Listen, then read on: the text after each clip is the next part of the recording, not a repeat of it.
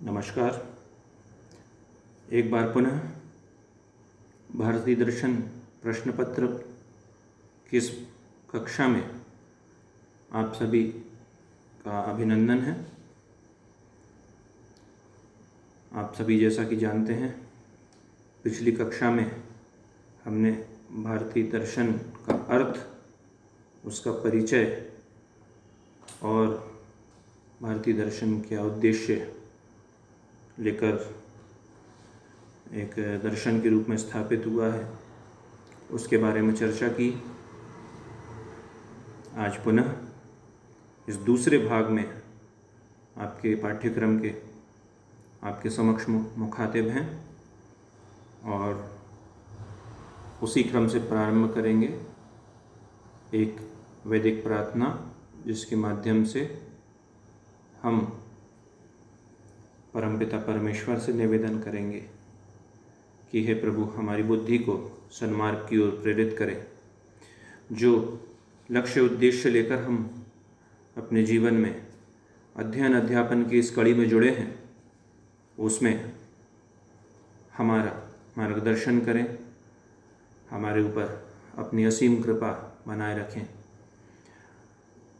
निवेदन करूँगा, आंखें बंद कर कमर गर्दन सीधा रखते हुए ओम का एक उच्चारण और उसके बाद प्रार्थना।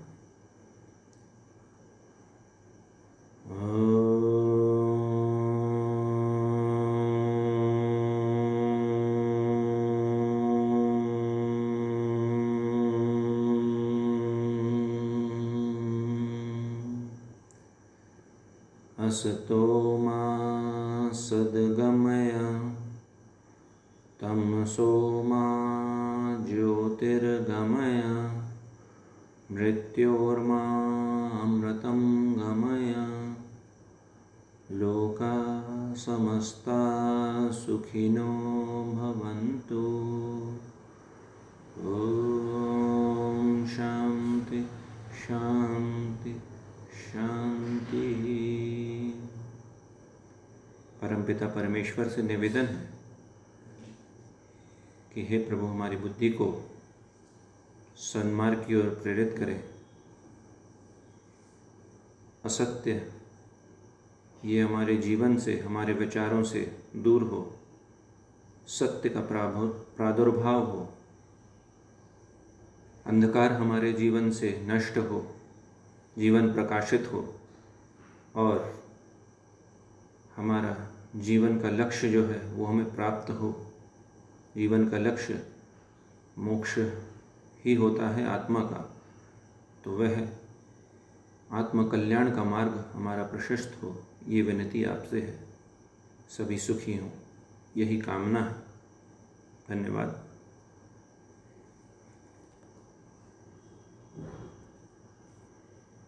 भारतीय दर्शन का सामान्य परिचय आप देख ही चुके हैं।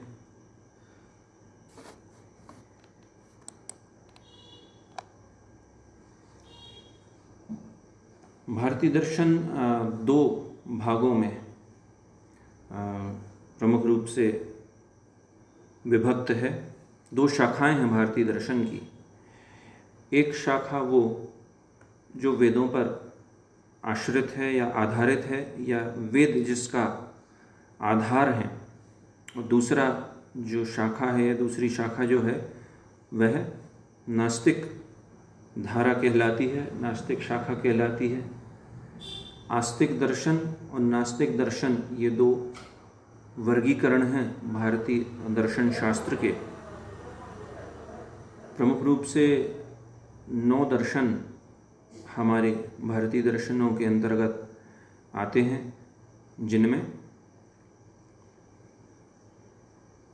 न्याय दर्शन, वैशेषिक दर्शन, सांख्य दर्शन, योग दर्शन, मीमांसा जिसको पूर्व मीमांसा कहते हैं, और वेदांत दर्शन। ये 6 दर्शन आस्तिक दर्शन कहलाते हैं, अर्थात इनका आधार वेद हैं।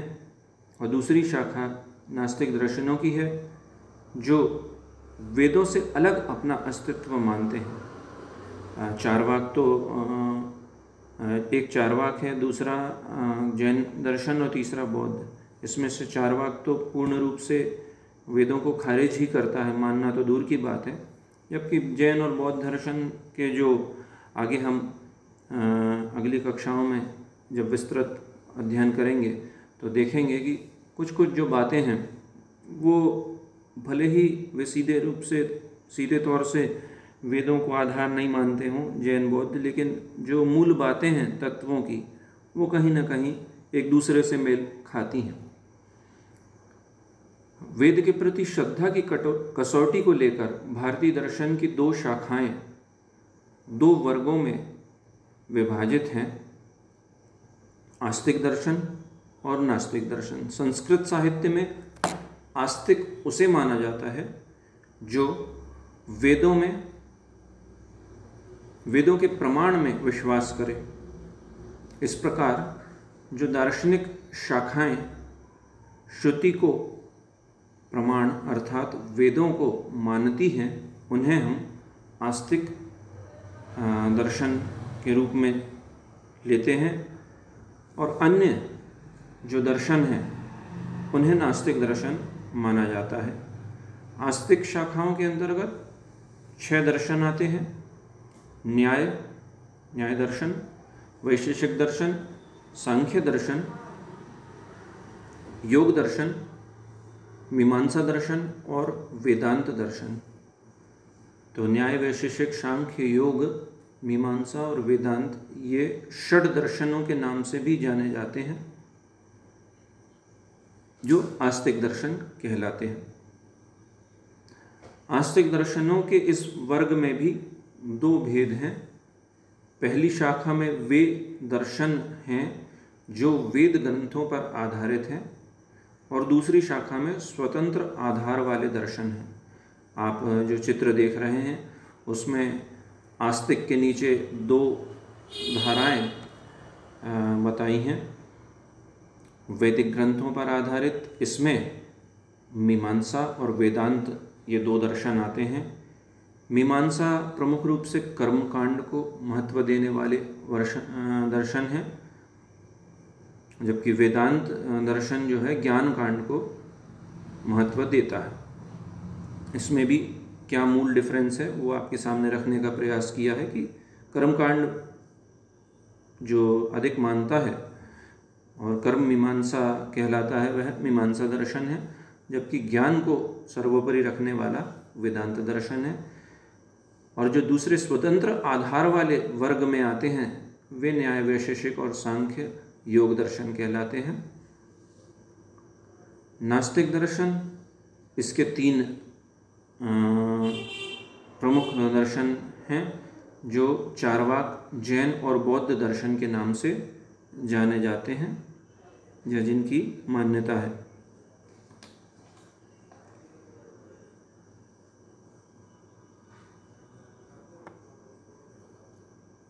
ये general division of Indian philosophy यानी क्लासिफिकेशन है आस्तिक स्कूल और नास्तिक स्कूल में आपके सामने रखा है। वही बात जो अभी मैं बोल रहा था कि the Orthodox schools, those accepting the वैदिक authority,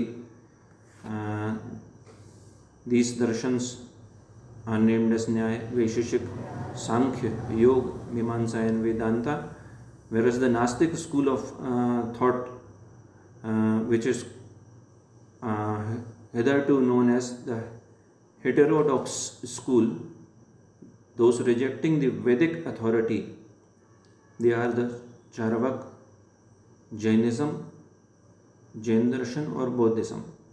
And further classification of Jainism into Shvetambara, Digambar, and Buddhism into Hinayan, Mahayana, and that will be coming in the future part of this lecture and future lectures where we will be discussing in detail। जब हम इनका detail में दर्शनों को पढ़ेंगे तो आगे इनके भाग हमारे समक्ष आएंगे।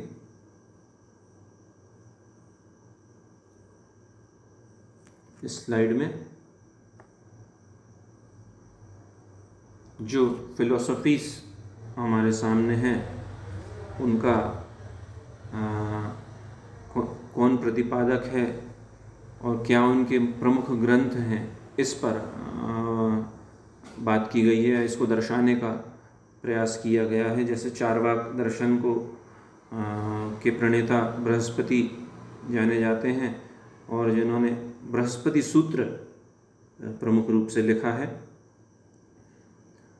तो जैन दर्शन में महावीर तीर्थंकर महावीर का नाम आता है उनके प्रणेता के रूप में, और उन्होंने अगम साहित्य की रचना की है जिसके माध्यम से जैन दर्शन हमारे समक्ष प्रकट हुआ है।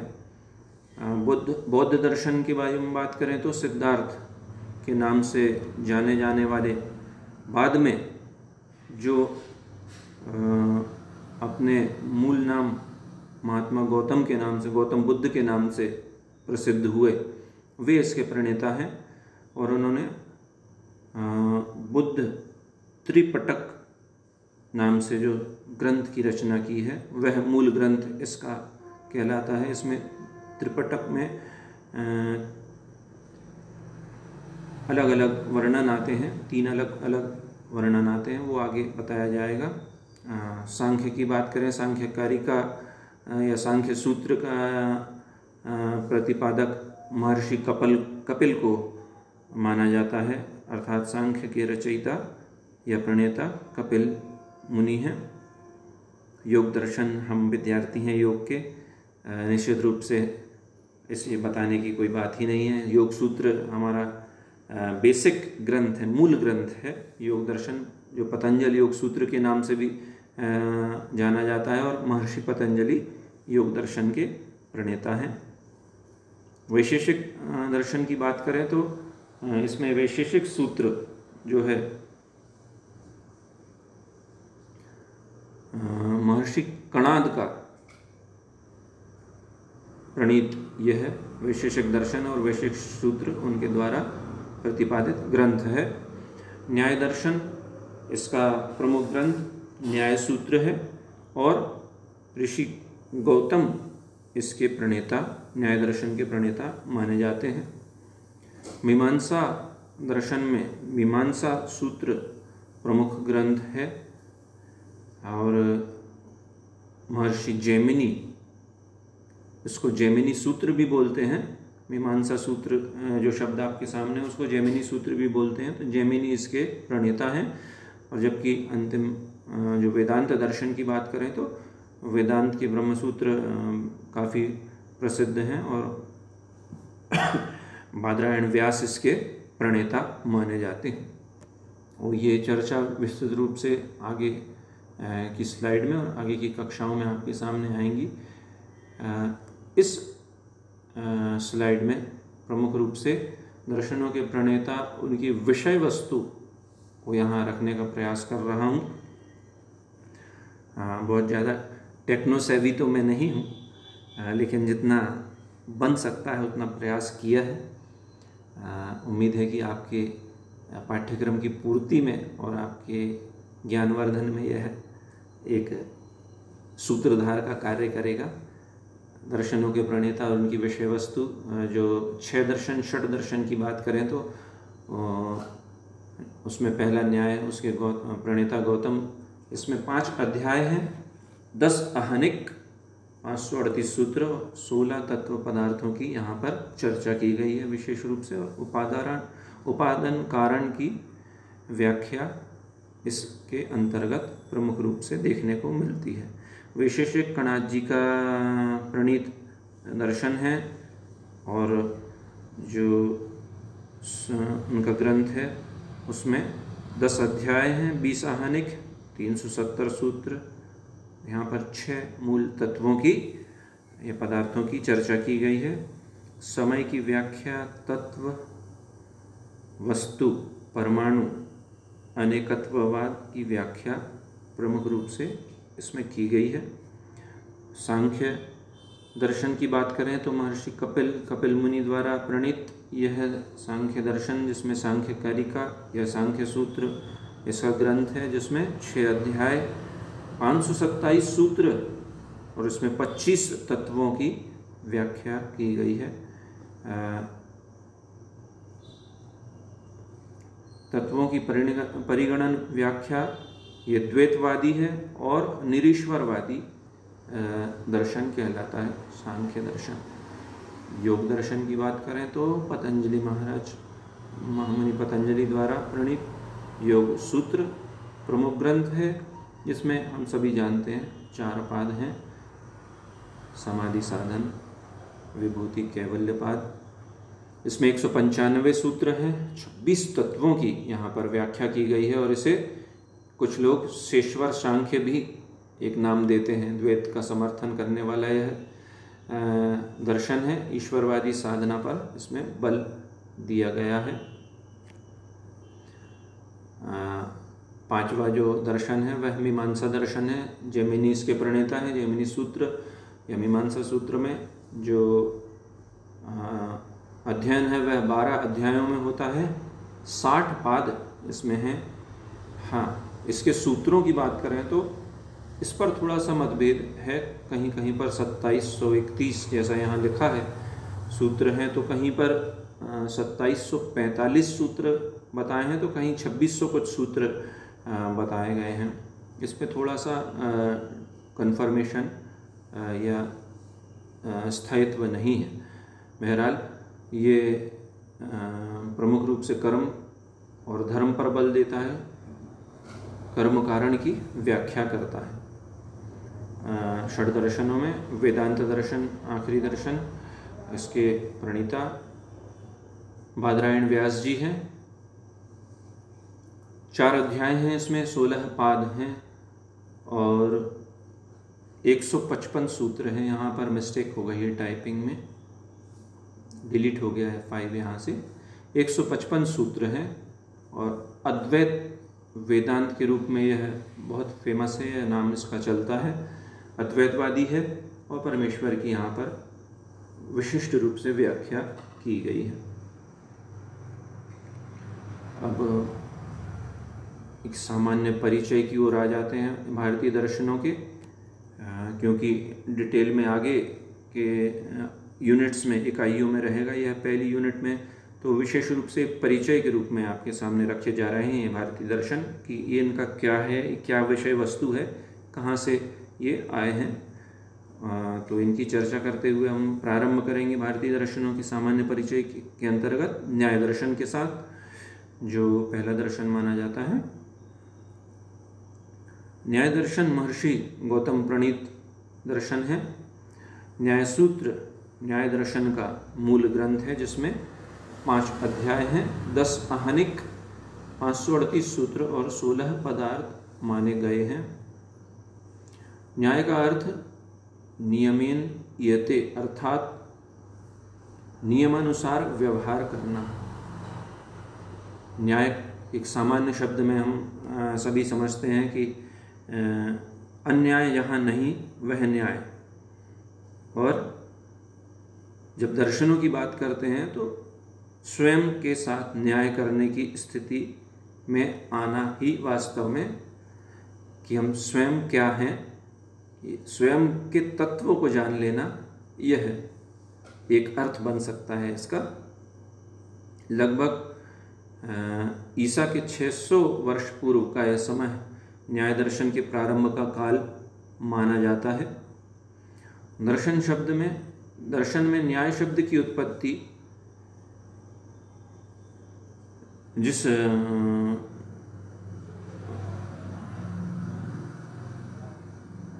जिससे हुई है संस्कृत में, वह नियते प्राप्यते विवाक्षितार्थ सिद्धयेन इति न्यायः, इस व्युत्पत्ति से न्याय शब्द की उत्पत्ति हुई है। अर्थात जिसके द्वारा या जिस साधन से हमें किसी विषय की प्राप्ति हो जाए, अथवा जिसकी सहायता से किसी निश्चित सिद्धांत पर पहुंचा जा सके या निष्कर्ष निकाला जा सके, उसी का नाम न्याय है।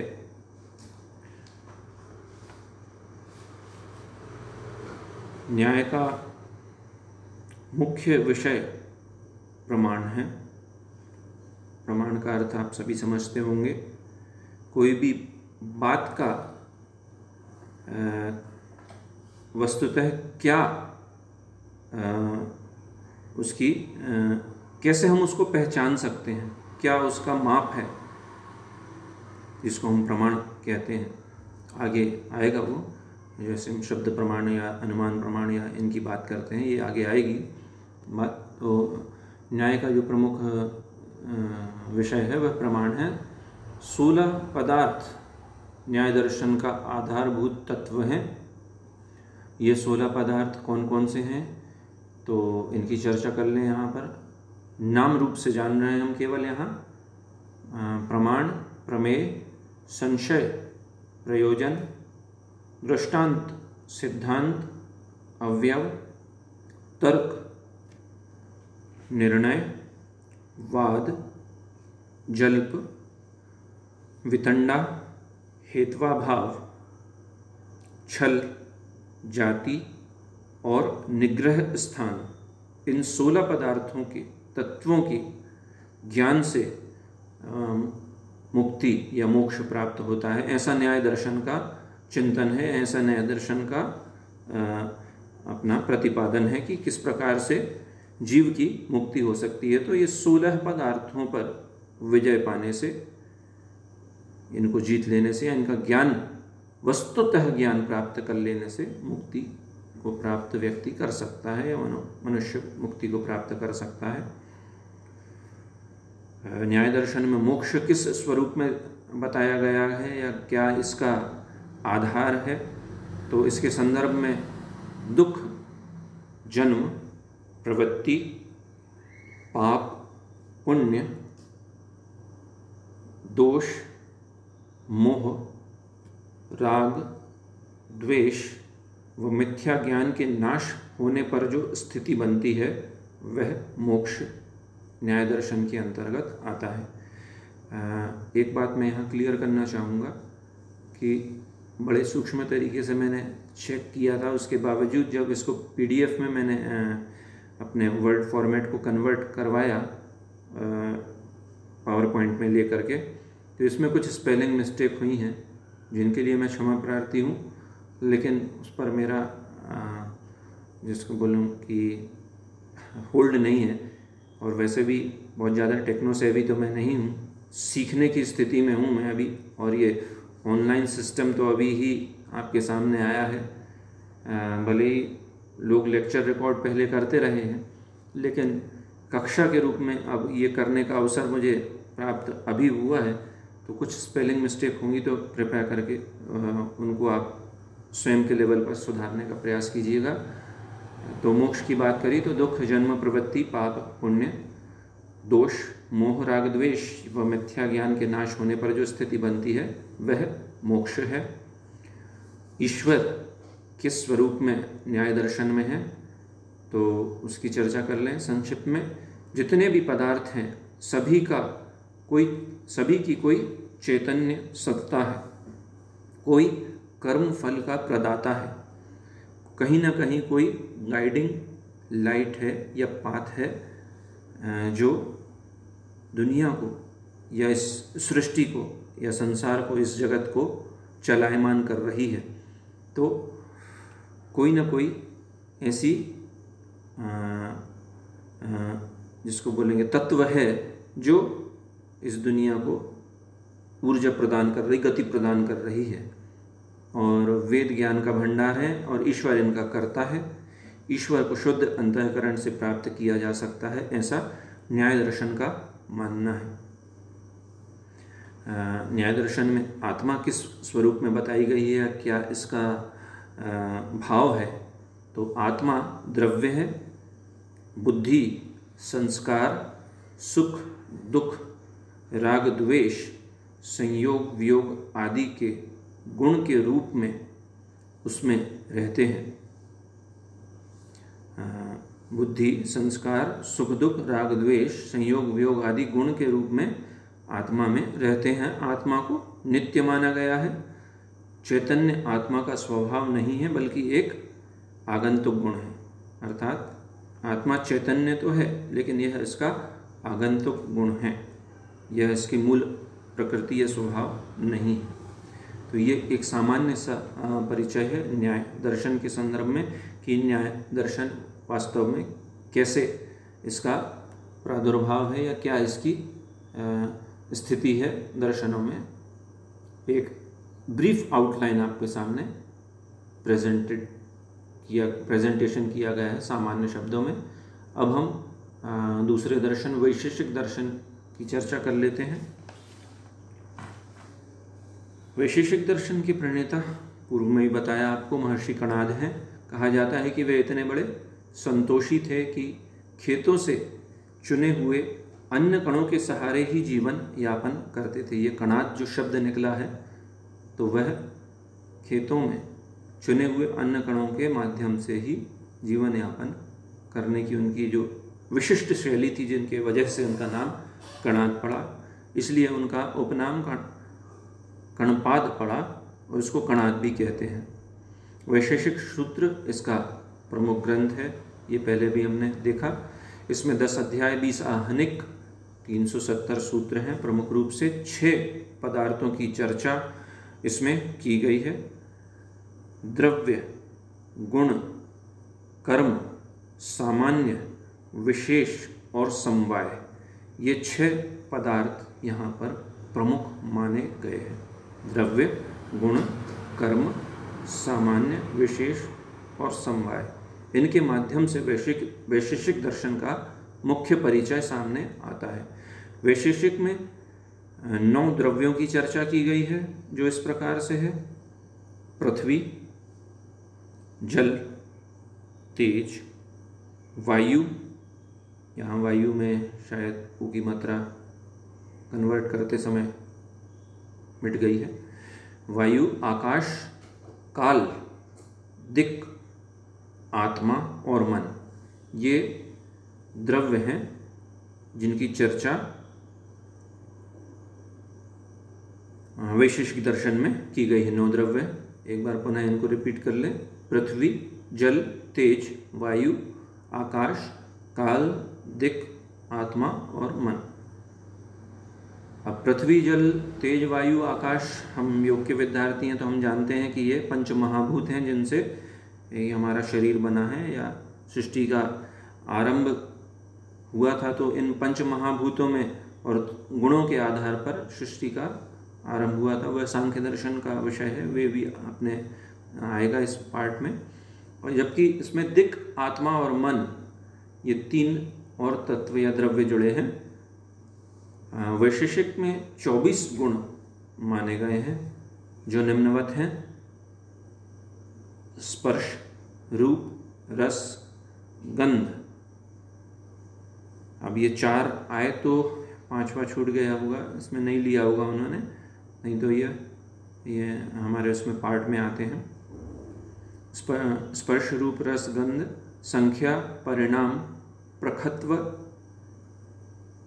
संयोग, विभाग, परत्व, अपरत्व, बुद्धि, सुख, दुख, इच्छा, द्वेष, यहाँ द्वेष की स्पेलिंग शायद गलत हो गई है, प्रयत्न, गुरुत्व, द्रवत्व, स्नेह, संस्कार, शब्द, धर्म और अधर्म, ये 24 गुण माने गए हैं वैशेषिक दर्शन में।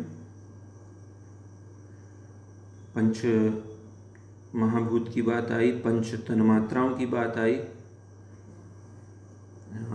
मतलब मुख्य रूप से ये जो हमारे विषय हैं एक दूसरे से मिलते जुलते रहेंगे तो कुछ टर्मिनोलॉजीज जो नए विद्यार्थी होंगे उनको कैच करना आसान हो जाएगा।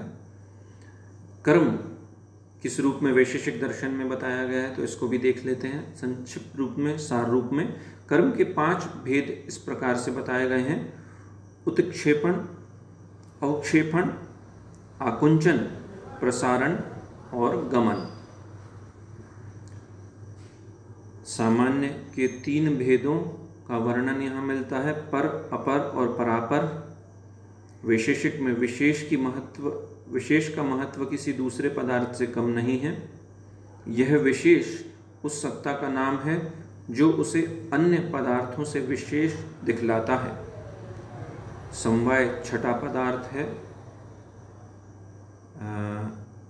छठा पदार्थ जो हमने ऊपर देखा था, मुख्य जो 6 पदार्थ हैं उनमें छठा पदार्थ समवाय है, जो कार्य और कारण के बीच का संबंध है। यहाँ पुनः कार्य में इसकी रेफ जो है राखी मिट गई है कन्वर्ट करने में PDF, तो उसके लिए आप थोड़ा सा चेक कर लीजिएगा। कार्य और कारण के बीच का संबंध जो है समवाय के रूप में छठा पदार्थ है। यह कार्य कारण क्या है, तो जैसे गुलाब का फूल हम देखते हैं तो उसके साथ उसकी सुगंध नित्य रूप में रहती है, प्राकृतिक रूप से, नैसर्गिक रूप से रहती है। इसी प्रकार से किसी मनुष्य की बात करें तो उसका मनुष्यत्व उसके साथ में रहता है। तो ये एक दूसरे से जो नित्य संबंध स्थापित होते हैं वही कार्य कारण संबंध होते हैं। गुलाब के साथ में या पुष्प के साथ में उसकी सुगंध होती है तो मनुष्य के साथ मानवता जुड़ी रहती है। यहाँ प्रमाण का विचार किस रूप में रखा गया है या किस रूप में देखने में आएगा, तो वैशेषिक में बुद्धि के 2 भेद हैं, विद्या अविद्या।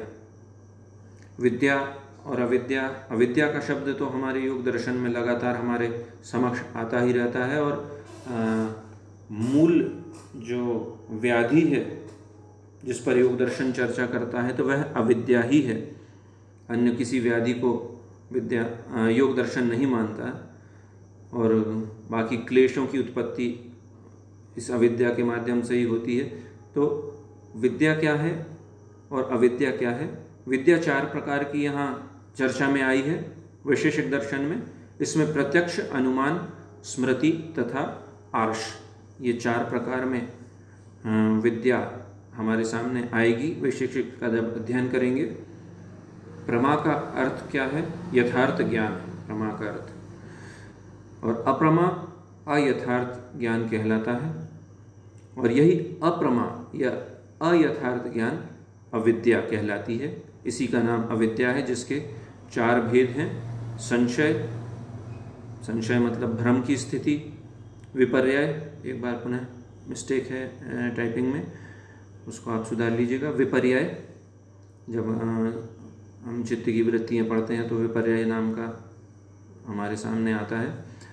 अन्यवसाय और स्वप्न, ये 4 भेद हैं जिनके माध्यम से अविद्या परिलक्षित होती है। मोक्ष किस रूप में चर्चा की गई है वैशेषिक में, तो ऋषि कणाद के अनुसार मोक्ष की अवस्था में आत्मा सभी गुणों से रहित हो जाता है। आत्मा सभी गुणों से रहित हो जाता है और स्वच्छ आकाश की तरह निर्मल निर्विकार रहता है। जैसे हम आकाश को देखते हैं तो स्वच्छ निर्मल होता है, निर्विकार होता है, उसमें किसी प्रकार का कोई एंडिल्यूशन हम नहीं देखने में आता। तो जो उसकी एक लयबद्धता जिसको हम देखकर एहसास होता है, तो आत्मा जो है किसी भी प्रकार के गुणों से परे होकर जो है अपने मूल स्वरूप में जब होती है तब मोक्ष की स्थिति होती है। वैशेषिक दर्शन जो है कर्मवाद की मर्यादा के साथ साथ मोक्ष पाने के लिए तत्व ज्ञान को आवश्यक मानता है। वास्तव में तात्विक ज्ञान ही भारतीय दर्शन परंपरा का या चिंतन परंपरा का मूल है। मोक्ष के साथ में तत्व का ज्ञान, तो वैशेषिक दर्शन जो है मोक्ष के लिए तत्व ज्ञान को आवश्यक मानता है। ये दोनों दर्शन देखने के बाद हम तीसरा दर्शन देखने जा रहे हैं, सांख्य दर्शन।